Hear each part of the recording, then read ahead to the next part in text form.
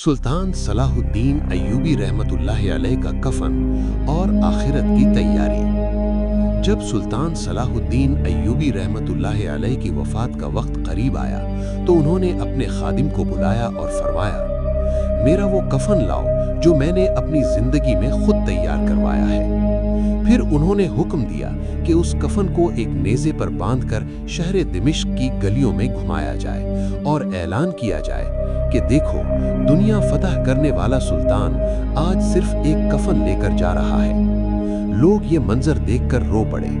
जिस शख्स ने बैतुल मुक़द्दस फतह किया, जिसके नाम से दुश्मन कांपते थे, वो दुनिया से खाली हाथ जा रहा था।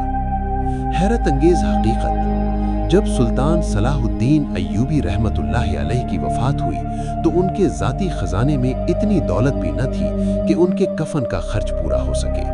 उनकी सारी जिंदगी जिहाद, अदल और खिदमत दीन में गुजर गई। किस्से का सबक, असल कामयाबी फतूहात नहीं, आखिरत की तैयारी है। दुनिया का माल हमेशा साथ नहीं जाता। अल्लाह के नेक बंदे आजिज़ी में अजीम होते हैं। सुल्तान सलाहुद्दीन अय्यूबी रहमतुल्लाह अलैह तारीख के वो सुल्तान हैं जिन्होंने हमें जीना भी सिखाया और मरना भी।